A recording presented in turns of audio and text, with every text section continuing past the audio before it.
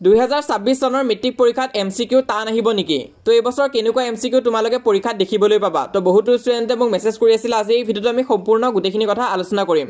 আৰু তোমালোকে যদি ভাবি আছা যে 2026 চনত মেট্ৰিক পৰীক্ষাত MCQ সহজ আহিব তেনেহলে ভুল ভাবি আছা লাগিলে তোমালোকে 2024 চনৰ মেথছৰ MCQ খিনি চাব পাৰা খুবেই টান আছিল নহলে সোশিয়াল সায়েন্সৰ MCQ খিনি চাব পাৰা তো এই বছৰ আমি কব পাৰিম নে কোনটো সাবজেক্টৰ MCQ টান আহিব নাই হেতু আমি কব নোৱাৰো কিন্তু এটা কাম আমি কৰিব পাৰো হেতু হৈছে আমি নিজকে সাজু কৰিব পাৰো এবাৰ নিউ প্যাটাৰ্নৰ কাৰণে নিউ প্যাটাৰ্ন কি টাইপৰ থাকে সো প্ৰথম প্যাটাৰ্নটো হৈছে এছাৰচন আৰু ৰিজনৰ MCQ সেকেন্ডটো হৈছে স্টেটমেন্ট বেস MCQ থাৰ্ডটো হৈছে মাল্টিপল সিলেকশন MCQ তাৰপিছত আছে সিকোয়েন্স বেস MCQ আৰু তাৰপিছত তোমালোকে পাবা মেথছ দা ফলোইং MCQ আৰু ইমানে নহয় ইয়াৰ উপৰি আৰু বহুতো প্যাটাৰ্ন আছে ডায়াগ্ৰাম বেস আছে এক্টিভিটি বেস আছে স্টিমুলাস বেস MCQ আছে তো তোমালোকে যদি অকল সিম্পল MCQ বিলাকে কৰি থাকা যোনটো একদম 2023 চনৰ প্যাটাৰ্নটো আছিল যে কি হু ৰোড দা প্ৰোজ পেজ এই লেটাৰ টু গড এই লেটাৰ টু গড কোনে লিখিছিল ৰাইটাৰৰ নাম ধৰিলে খুদি দিলে বা তাৰে জায়গা তোমালোকক খুদিছে লেন্সো কোন আছিল ফাৰ্মাৰ পোষ্টমেন পোষ্টমাস্টাৰ তো তেনেকুৱা নিচিনা MCQ বিলাক হৈছে সিম্পল MCQ তো এনেকুৱা নিচিনা MCQ থাকিব নাথাকা নহয় এনেকুৱা নিচিনা MCQ তোমালোকে পাবা কিন্তু ইয়াৰে লগত সেই টান MCQ বিলাকো থাকিব তো তাতে কিন্তু আসল কম্পিটিশনটো হয় তো ইয়াতে মই তোমালোকক ইউনিট টেষ্টৰ কেটামান MCQ দেখাবলৈ চেষ্টা কৰিম তো এটো MCQ তোমালোকে চাব পৰা সায়েন্সৰ হয় Hrithik Roshan is standing in front of a magic mirror তো এনেকুৱা নিচিনা কোৱেশ্চনটো তোমালোকে কিতাপত নাপাবা কিন্তু যোনটো কনসেপ্ট তোমালোকে পঢ়িছা তাৰে ওপৰত বেস কৰি সেই কোৱেশ্চনটো হয় তাৰ উপৰি এটো সো এটো হৈছে ডায়াগ্ৰাম বেস MCQ তো তোমালোকে ডায়াগ্ৰামটো জানানে নাই তাৰ ওপৰটো কিন্তু কোৱেশ্চন কৰিব তাৰপিছত এটো হৈছে তোমালোকৰ এক্টিভিটি বেস MCQ তোমালোকে কিতাপত দিয়ে এক্টিভিটি খিনি ভালকৈ পঢ়িছা নে নাই তো বহুতে হেতু স্কিপ কৰি দিয়ে তো হেতু স্কিপ কৰিলে এনেকুৱা নিচিনা MCQ ত প্ৰবলেম পাবা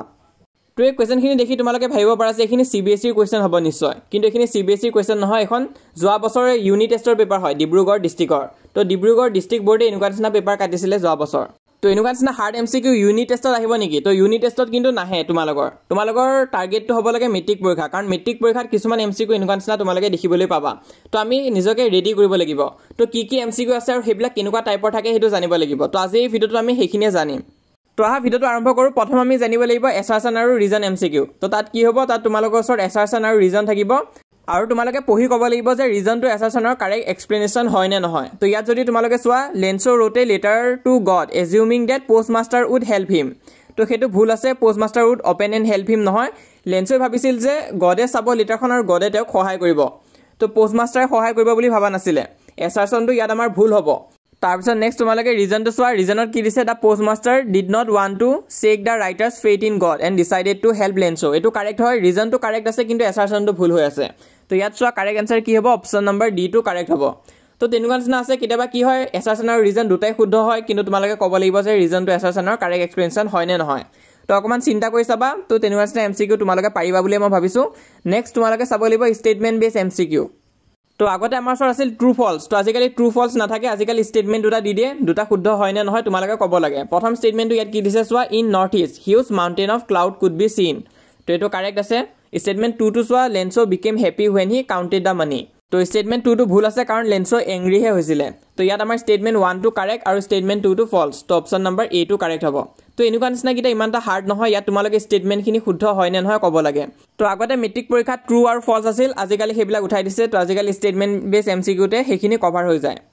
তাৰপিছত MCQ থাৰ্ড নম্বৰ টাইপটো হৈছে মাল্টিপল সিলেকশন MCQ এনেকুৱা নিচিনা MCQ তোমালোকে অকল মেথছ আৰু সায়েন্সতহে পাবা তো ইয়াত মেথছতে আছে চোৱা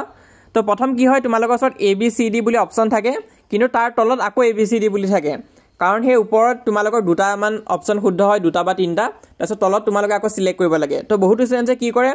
সোনকালে সিহঁতে কৰিবলৈ গৈ অপচন খিনি ওপৰখিনিয়ে চাই তলখিনি নাচায় আৰু OMR তেনেকৈ দি থৈ গুচি আহে তো তেতিয়া কিন্তু ভুল হৈ যাব তোমালোকে ভালকৈ চাই ল'ব লাগিব প্ৰশ্নটো ওপৰত তোমালোকে চাব পৰা ABCD আছে তাত এটাতকৈ বেছি অপচন শুদ্ধ আছে তাৰপিছত তলতহে আকৌ আসল ABCD বুলি আছে আৰু তাত তোমালোকে লিখিব লাগে তো ইয়াত কিন্তু আমি স্পিডত কৰিবলৈ গৈ বহুতো ষ্টুডেণ্টে OMR ফিল কৰোতে ভুল কৰি দিয়ে তো হেতু কাৰণে এনেকুৱা নিচিনা কেটেগৰী MCQ খিনি কৰোতে অকমান সাৱধান হ'বা অকমান টাইম ল'বা কিন্তু তোমালোকে শুদ্ধকৈ কৰিব চেষ্টা কৰিবা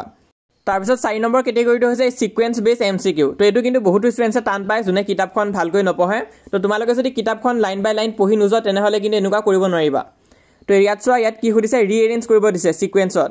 লেন্সো decided to write a letter to God for help লেন্সো's crop were totally destroyed তো ইয়াত তোমালোকে যদি চেপ্টাৰটো ভালকৈ পঢ়িছা লাইন বাই লাইন তেতিয়াহে তোমালোকে গম পাবা কোনটো লাইন আগত আহিব কোনটো পিছত আহিব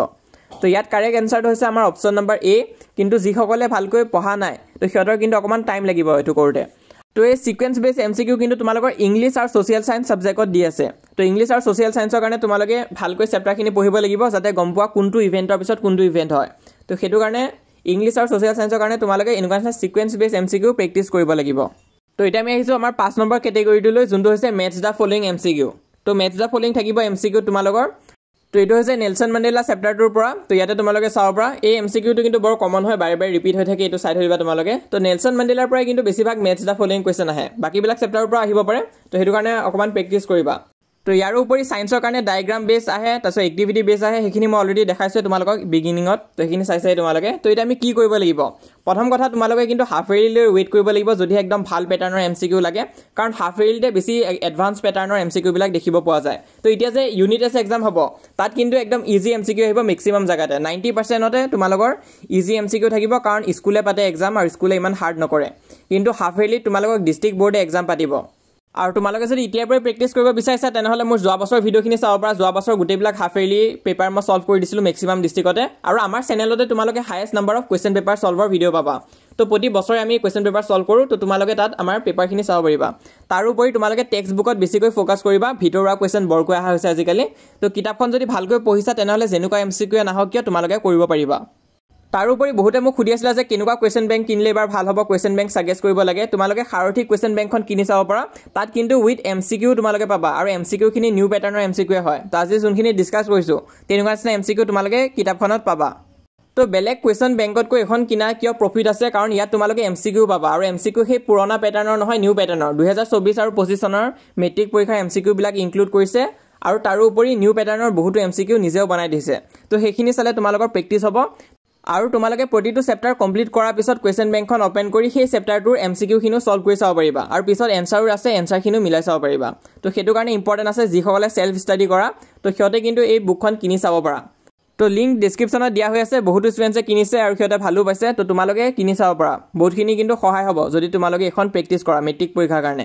তো এই কুৱেশ্চন বেংকখনৰ লিংক ডেসক্ৰিপচনত দিয়া হৈ আছে তোমালোকে মোৰ ডেসক্ৰিপচনটো ওপেন কৰিবা তাতে পাই যাবা তো এইখিনি আছিল এমচিকিউ টাইপ আৰু এইবিলাকে আহে তোমালোকৰ মেট্ৰিক পৰীক্ষাত তো এটা মই তোমালোকক জনাই দিছো তো তোমালোকে এইকেইদিন ভালকৈ পঢ়া প্ৰেক্টিছ কৰা তো যেতিয়া ইউনিট টেষ্ট এক্সাম হৈ যাব তাৰ পেপাৰখিনিও আমি ডিসকাস কৰিম আৰু হাফ এয়াৰলি এক্সামত আমি বেছিকৈ একদম পেপাৰখিনি সলভ কৰিম তো সেইখিনি কৰিলে তোমালোকৰ গোটেইখিনি ক্লিয়াৰ হৈ যাব কনসেপ্ট ইমানটা চিন্তা কৰি নাথাকিবা তো যদিও এমচিকিউ টান হ'ব আমি কিন্তু সাজু হ'ব লাগিব